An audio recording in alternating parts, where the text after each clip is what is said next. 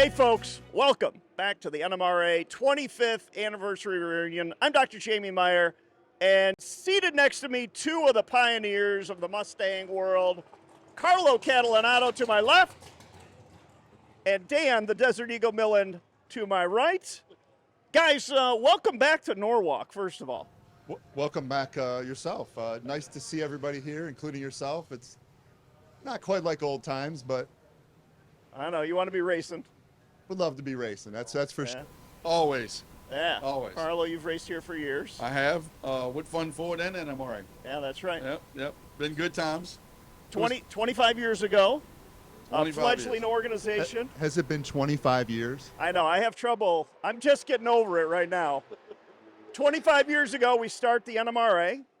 There was Fun Ford Weekend, there was World Ford Challenge, there was some bracket racing, and a bunch of you guys wanted to go heads-up drag racing, and you end up in the class I call the 10-inch tire freak show. And we were talking earlier about the characters of this, but give the folks a taste for when Super Street Outlaw was in its prime. 30 cars would be qualified. You guys were always near the top. Yep. Dan, what was it like when you rolled into something like that? First of all, the Street Outlaw and the track conditions that we had, it was a 10-inch tire freak show. I mean, trying to get the power and the tire to hook was unbelievable. And I don't think none of us had it figured out until a few years, maybe the mid 2000s, we really got a handle on the track. The compounds got better, the tires got better. But it was, if you watch that class, it was by far the most exciting class. Everybody wanted to see it. Yeah. How much horsepower were you making in those days? Oh, man, I can tell you. When we were doing the Vortec deal, I brought my motor to Kenny Duttweiler's shop in California. We had made right at 1,200, which I couldn't even believe we were making that with a small block Ford back in those days. It was like, are you kidding me? It's a small block Ford? No way. I was a Chevrolet guy with big blocks back in the day. 1,000 horsepower? No way. And then it's, man, they're well over 2,500 horsepower with the same small blocks we had back in that day. All right, Dan, tell me about the tire you guys were running on. So the tire of choice, we tried them all, whether it was the Hoosiers, the Phoenix. It was always the Mickey Thompson, and I think that's still true today. It was the best tire. Yep. We started off on maybe like a 8-inch wheel, then we went to a 10-inch wheel, and then we started stretching them to a 12-inch wheel, and it really, I think we really started to figure that out. But that tire was amazing, because eventually we did all go 7s on it, which, when I first started, we had a Vortec on it. It was a blower. We were going in the, low 8s, and it was like, this thing's no way is going to go 7 anything. And then somebody clicked off some 8.0s, and it's like, oh, there's hope. And it was a freak show, as you called it. It was a lot of fun. Jamie, I remember doing an interview with you, and this was right after my World Championship year, and I remember you asking me, hey, man, how fast do you think you can go on these little tires? And we had just a handful of us had gone like 890s. And, dude, that was like the, 8-second zone. And I think I remember telling you, hey, dude, we're pretty close to being tapped out here. I don't think we're going to go much faster. What a joke. It went right past it. Right past it. Hey, guys, we have to talk about the characters that you raced with, because the cars were amazing. The action was nuts. Oh, yeah. Anybody basically could win. Dan, you went to the top of the class. You became a big target for a lot of people. Carlo, your roots with street racing, you always could pull something out and shake up the lineup. Yeah. But the people you were racing with, talk about the racers of this 25-year run that NMRA has had. Yeah, there was a lot of really good competitors. I think one of the guys that I remember racing was Job Spetter. He really elevated the class. John Uris, another turbo he was all in on turbos. Mike Murillo. Ironically, you had nicknames for everybody. The one that sticks in my head every time I hear Murillo's name is the Baby Maker. I can't stop. Like, I'm in my kitchen the other day. I'm like, are you coming to this event? And I'm like, yeah, I'm coming. And I'm just thinking of the Baby Maker. Like, what was Uris's name? I can't. Fireball. Fireball. That's right, Fireball. Me and Jamie called me the Desert Eagle. It just goes way back to an internet message board post. It was just crazy. Back in the late 90s when a message board was just little lines. But everybody, there was a lot of characters. Jason Cohen, he was an interesting guy. A lot of really good. Carlo was a great guy. You know what I mean? There's a lot of good people. And then you remember, we didn't even know what was going to go on the pitch from round to round. You didn't know what was going on. No, it was super competitive. Everybody wanted to see what someone else was doing. I remember going so far as to throwing a blanket over my turbo just because. And people were like, what's under that blanket? I had James down there. He's looking at it. You got to take this blanket up. We took it off. There was nothing there. It was great. But everybody got along. You know, in the pits, we got along. At the racetrack, it was a different story. But it was great. Might talk about Chris Derrick on that list. Oh, Chris Derrick. Might talk about Jim Blair, some of the great races. Manny Bujinga.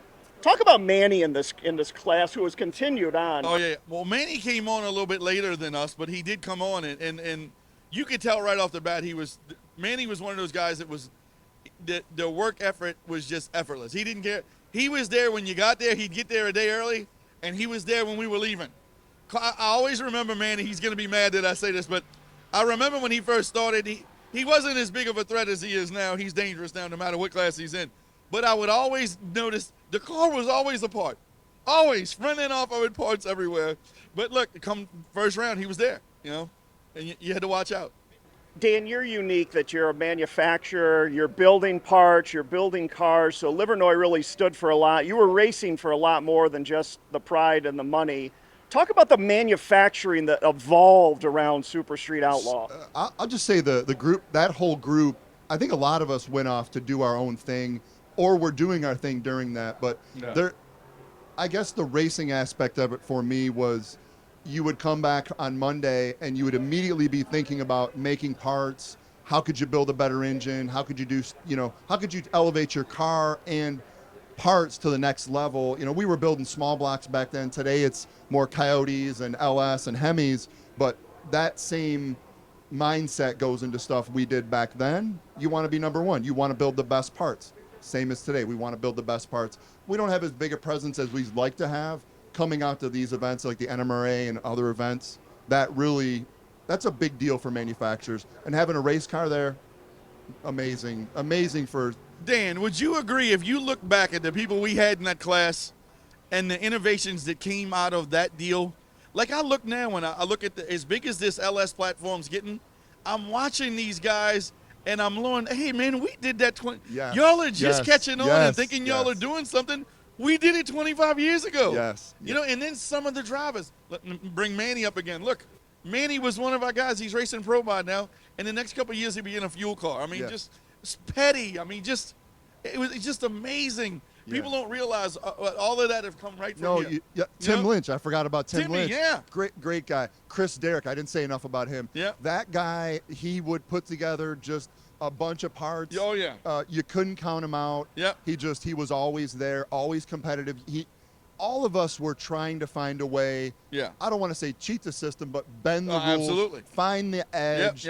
Irritate James Lawrence. Find a way to just don't let the tech guys see this. Try to, it's a game. Try to take it to the next level. Try to be the number one guy. And dude, there was always a laugh. Always, we could get as mad as we wanted at each other when we were on the racetrack. When we get back, most of the time was forgotten about, and we were laughing. And if Chris Derrick or one of them were around, if you wasn't laughing, something was wrong with you. You just couldn't help it. This class, I look back at the characters. Is there something about the danger, or is there something about the glory that attracted a very colorful group of people? You know what I always say about, I get asked that a bunch about, when y'all were back in the day, where did everybody come from? We were just the best of the street guys. We were just a bunch of knuckleheads, but most of us, Dan was the guy back then in his area, I was the guy in my, and it was all of us. And then look, now you got all these big egos, because you got all these big egos that used to be in the big dog, and now they're all in one place. But it worked. It was amazing. You'd think there'd be fights after every pass, but it worked, you know?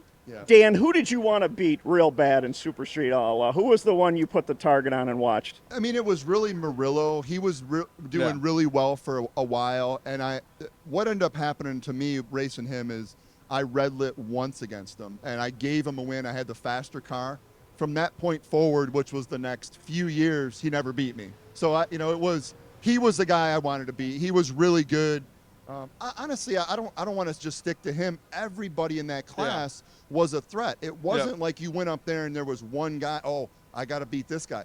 Anybody at any given time could be the number one guy to beat. You know, I don't care if it was Spetter, Chris Derrick, Murillo, Carlo. Well, the East Coast. You had the Sorbies. You had Mike Punk. Yeah. You had all the Briani clan. An endless list. Yeah. Carlo, who did you want to beat in Super Street Outlaw? Oh, he's one of my best friends, and I hate to say it, but it was always a comparison between me and Murillo, because what had happened is Murillo had won a handful of championships back-to-back with Fun Ford, right? So here I come along. I'm not even a Ford guy. I'm driving for a good friend. I don't even like this stuff. I get thrown into it, and so I keep hearing about Mike Murillo. I'm like, who is this guy? So he kind of took like a half a season off, but I'm tired of hearing his name, right? So as we go, I've got a good points lead. Mike shows up at the end of the year. And boy, it looks like we're about to get this done. I'm like, hey, I just want to race this guy. Well, Mike's car breaks, it doesn't happen. NMRA starts. We still haven't raced each other. Jamie's on the mic, and here we go. We both win first round, and we're at New England. And Jamie's talking about, oh, here we go. This is the match. We've been waiting for this for 2 years.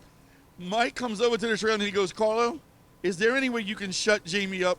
He goes, my stomach's in knots. I don't think I can even get in the car. So it was Mike, and we've had a good rivalry for a long time. But Mike was the guy, and now we're like family. But yeah, coming through, of course. You know, I took a world championship from him. He wasn't happy about that, and so it was a good one. You know, boy, a lot of good fights. Guys, let's take it a little bit more broad and talk about the NMRA organization. We're at this amazing event. It's been a 25-year run. Dan, what keeps NMRA running along? I know Ford helps a lot.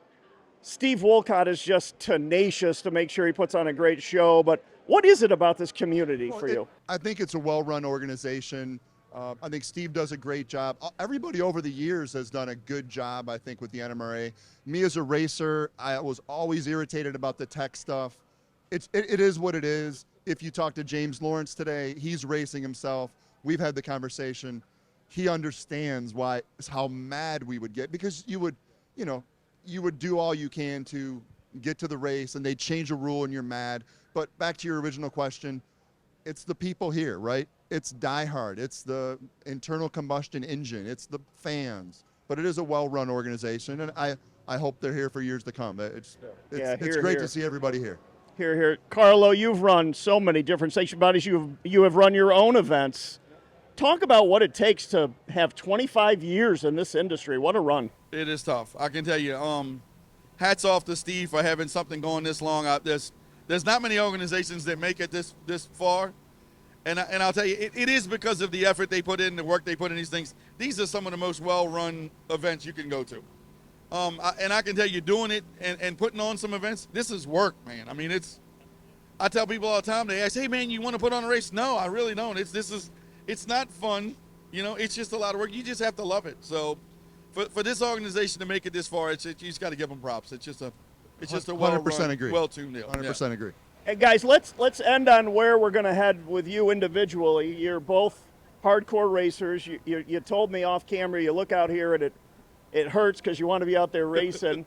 Dan Millen, what are you going to do in the future? We're going to see you in a race car? I hope so sometime soon. It won't be this year or probably next year. We have a lot of shop cars. I do some, I guess the challenge for me making a car, a brand new car faster is very similar. I will look for a truck and a trailer in the future. I have looked a little bit. They're kind of at the top of their peak. They're coming down a little. So I'll probably buy something in the next couple years, slowly get back into it. But getting it right back into it, it's expensive, right? So it's a big commitment. I'm not 100% ready to drop the hammer and make that commitment yet, but I want to do something in the future. Yeah. That's great. And Carlo, you got a car. Yeah, I still have my Mike Duffy car. And I've kept it up to date, which I don't know why, but it's still a fortune. But I've still got it. I don't know. I've been doing a bunch of stuff with Manny, but we'll see in the next couple of years what comes about. I've now that the kids are done out of college, have their own deals. Maybe we'll see. It crosses my mind. Coming here makes it worse. This will definitely get your blood boiling. Makes you think a little bit, right? Yeah, probably not a good thought either. And I got to find a black notch back or I'm going to lose my mind. But Anything else from Dan and Livernois? No, I'm just again, I'm really happy to see everybody here. I'm glad to be here. I'm glad I came down. This couldn't have been a busier weekend for me at home. We got a lot of stuff going on, sports and family stuff. So I'm glad I came out here. I was on the fence, but really good to see everybody and glad to be here. Well, thank you. I know you're rushed, you're pushed for time. I'm thrilled we got to chat with you. Carlo, anything else from you, pal? No, man, that's it. I'm glad to see everybody. It was a pleasure to see Dan and you and all the crew. It's you guys have all become like family over the years. We probably don't see each other nearly as much as we should, but it was great to be here and see everybody for sure. Yeah, and I'm always grateful that Steve and James put all of us together, because you're right. My best friends are from this community. There's no question about it. Yep. So, guys, thanks for spending some time with us. Dan, I know you got to get out of here. Yep. The driver's ready to pick you up and get you back home. I'm driving myself. I don't have a driver. Come on okay. now. To the jet. He's To the jet. That's right. The airport's right over there. Yeah, right.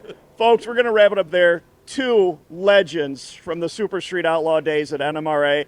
I hope you enjoyed this little trip down memory lane with these guys. I think they still want to get back in a race car and get out there and race some of these guys they talked about. I'm about to ask Dan what kind of rental he's got. We can go crack one off here. I drove here. I got an Explorer ST.